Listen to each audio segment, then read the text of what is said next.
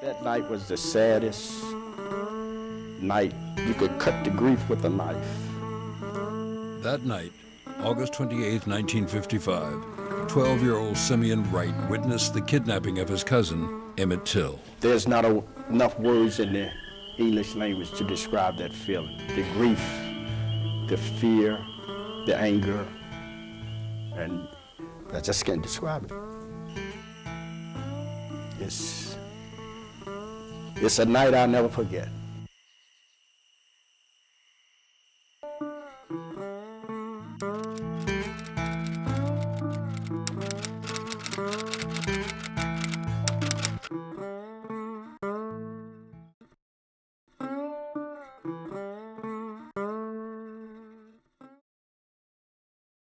Almost 60 years after that night, Simeon Wright journeyed back to Mississippi.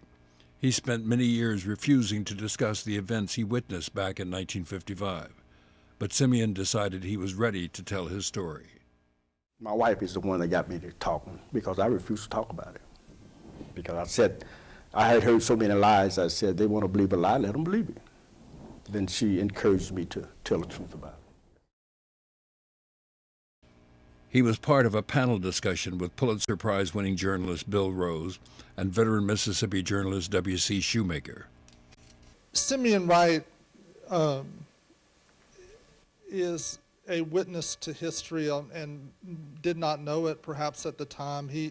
Simeon Wright grew up in Money, Mississippi, a small farming town in the Mississippi Delta, situated on the border of Tallahatchie and Leflore counties. Life in Mississippi, I just didn't like the chopping cotton and picking cotton. You take that out of the equation, it would have been a beautiful place to live. During that time, a child in Mississippi, most of the time was fun time because we had a lot of things to do, fishing, hunting.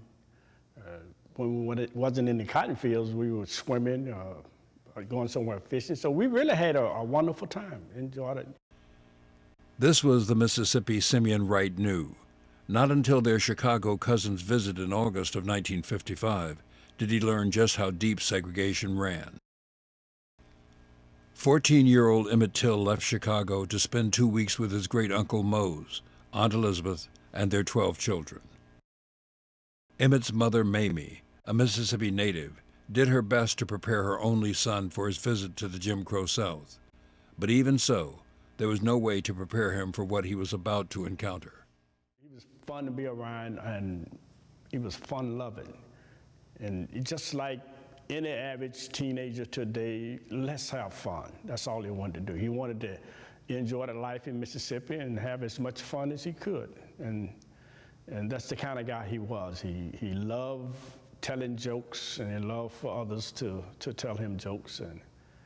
And he just had a bubbly personality, and he just felt everybody felt like him. You know, have you ever seen a happy person? Well, a happy person thinks everybody's happy, and that's the way he was. He thought everyone was like him. Almost from the first day of Emmett's time in Mississippi, events would foreshadow the tragedy to come.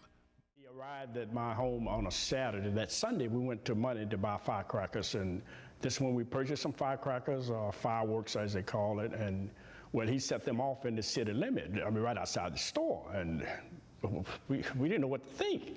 But he didn't know. He didn't have an idea.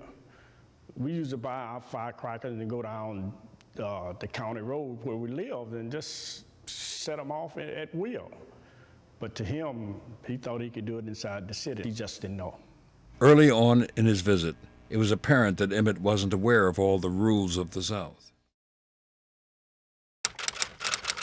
Wednesday, August 24th, 3 days after Emmett arrived from Chicago, events would begin to unfold back at the store in Money, the same place the boys had bought firecrackers the Sunday before.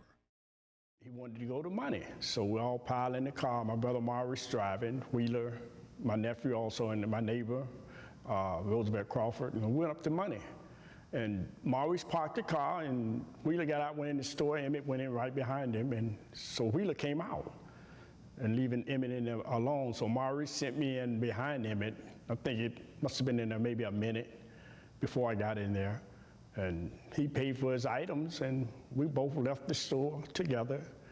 And as we got outside, Mrs. Bryant came out behind us, and as she was walking north towards her car, that's when Emmett whistled at her, and it scared us half to death because the way we was expecting anything like that.